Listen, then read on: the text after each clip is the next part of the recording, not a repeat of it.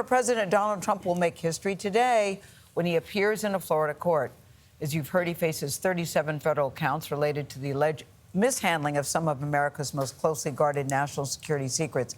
He is expected to plead not guilty, and he's getting a lot of support from fellow Republicans. Only on CBS Mornings, former Speaker, that would be Paul Ryan, is here to talk about that and some other things that we're mulling over today at the table. He was a Republicans' vice presidential nominee back in 2012. We welcome you, Mr. Speaker. It's good to see you again. Good to see you again, too. Really good to have you here. Thanks for having me. Nice to be with you. So we're saying, you know, he's getting support from a lot of fellow Republicans. Are you one of those that are going, Donald Trump is my guy? Yeah, no, I've been a never again Trumper for some time now. Yeah. So no, I'm not a Trump fan. I want to win, and if we nominate Trump, we're going to lose. He hasn't won anything since 2016. Mm-hmm. We lost the House in 18. We lost the presidency in 20. We've lost the Senate. We would have won the Senate this time in 22 had it not been for Trump and his nominees in some of our key primary elections. And my guess is we probably would have picked up 10 to 15 seats in the House if it weren't for, you know, his involvement. Well, you know, when Marco Rubio was here yesterday, he said something very interesting. He said, even if Trump did something wrong, you have to weigh that against the harm indicting him could already cause a divided country. What do you think about that way of thinking?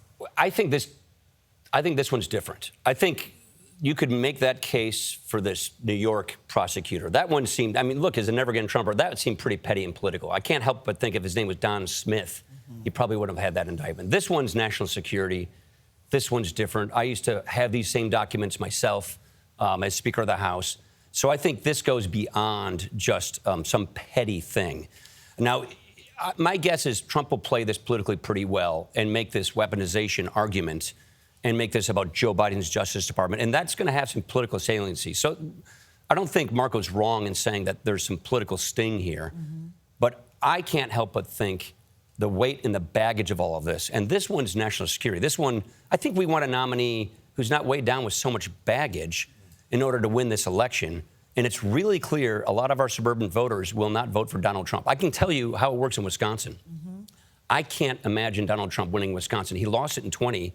And do you think he's done things since 2020 election, like January 6th, that make those swing voters want to vote for him? But why do you think he still has the support that he has, though? Because he has a very good core of support. And he's got a good... It's as simple as that. He's got a great core of support. And in a primary, that is what you build off of. And so it does matter. But my point is, I think the electability argument is going to become more salient with this indictment and whatever happens in the future. All the exhaustion of all the Trump baggage is going to make it easier now, I think, to make the argument to his core supporters, he's not electable.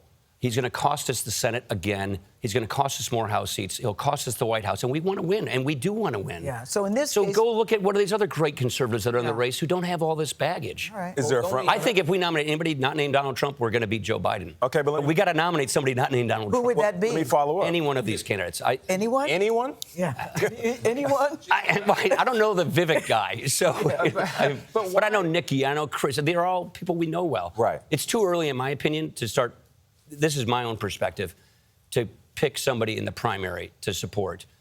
But I think there are plenty of people. I think Tim Scott, Ron DeSantis, Nikki Haley, Mike Pence, Chris Christie, they're all in the race. They're very viable people. And I honestly believe any one of them could beat Joe Biden if they become the nominee. And with the exception of Chris Christie, I don't hear from those others the direct Trump cannot win, we need better argument that you make so clearly. I think people are probably waiting to... I think there's a timing to that. I don't think you can get this nomination without going through Donald Trump. I don't think you can get it going around him. I think you have to go through him to get the nomination. Chris is unique in his style, but I think the others will start making that kind of. What are they waiting for, though? What's probably other people to get in the race, so it's a group thing. The thing with Trump is he's so vindictive that if you have a future in front of you that you envision in the Republican Party, you start with your base. You have to win a primary. And if that vindictiveness gets trained on you, it's sort of like the eye of Sauron going after you. Yeah. It will make it more difficult for you to succeed where you are. You know what it's like to be attacked by. Yeah, I don't care anymore. It's not. Yeah, I'm not looking for anything. I don't have political ambition, and so that is fairly liberating. And so so that's why people like me make an electability argument, which is to his supporters, let's win. We win by stitching our coalition together. The MAGA coalition and the suburban base, those two right there give us presidencies and House and Senate majorities. And if we go with Trump, that fractures. It's just that. As the race becomes more crowded, doesn't that work as an advantage for Trump? It does. So the question is, do people get out of the race in time for us to galvanize around somebody? Let's let people go test themselves. Let's go see who gets traction. It's fine having people enter the race and see if they do well. For sure. The question is, come, I don't know, Super Tuesday, right? Does the field get shrunken enough that, let's just say Trump gets 33% consistently. I don't know what the number is. And the rest of it is divided by 6 people, then Trump's going to get the nomination.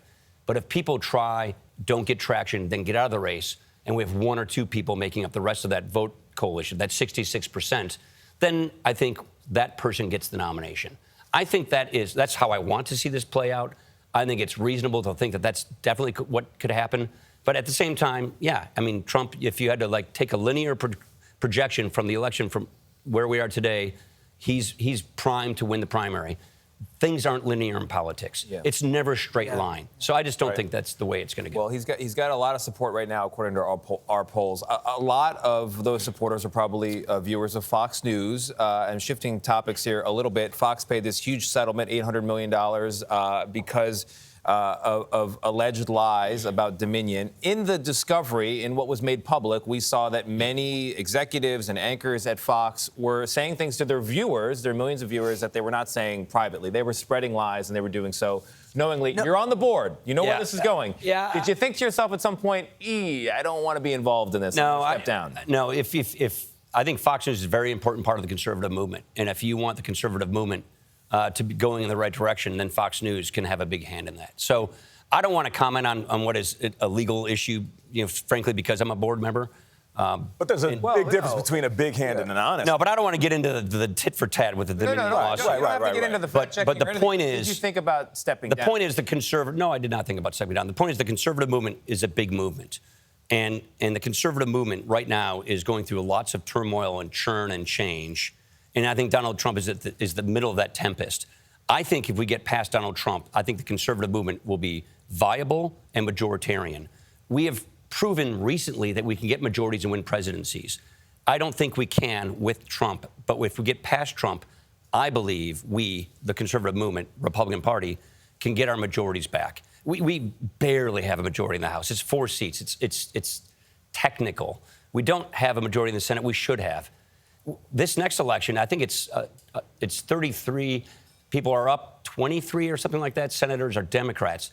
We should get the majority in this next election. But if we nominate Trump, we're going to leave seats on the table. We may not get the Senate majority if we nominate Trump again. So my point is, as a guy who's a fan of Fox News is a big part of this. Fox News and the whole constellation of the conservative movement, the Republican movement, if we can get ourselves as a party and a movement past Trump, we're going to start winning majorities again, I think. Can I get your thoughts on that movement just quickly? I know we have to go, but Republican lawmakers around the country are pushing legislation when it comes to banning books. It could be trans rights. Call it anti-woke, or however you want to label it. Is that a good approach, a good strategy? You're a football fan. Is that the way you should approach it? Yeah, I'm not a culture war guy. I think it's really polarizing. Look, on some of these issues, I'll side, with the anti-woke crowd. But to me, I'm worried about a debt crisis. I'm worried about, the future of our country and China. There are big policy problems that we need to tackle if we want to have a great 21st century for this country. My work at AEI, Notre Dame, and my Poverty Foundation is all about poverty and upward mobility. What I worry about are the big policy challenges that are going unresolved or made worse by Joe Biden. So that's why I want to win this election so we can actually fix these big policy problems. Yeah.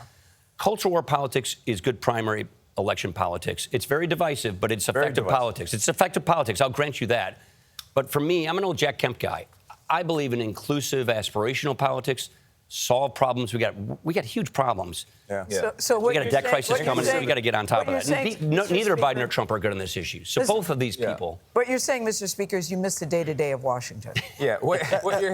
I hear the longing. 13 years ago, you and Kevin McCarthy wrote a book called Young Guns, The Future of Conservative Leadership. What's amazing is you're still so young. You could have a future after all. In 25 years, I'll still be younger than Joe Biden. That is... Ouch. That is scarily true. Had to throw that in there right before the... Having covered that issue, wow. That was on the tip of your tongue. Paul Ryan, thank you very much.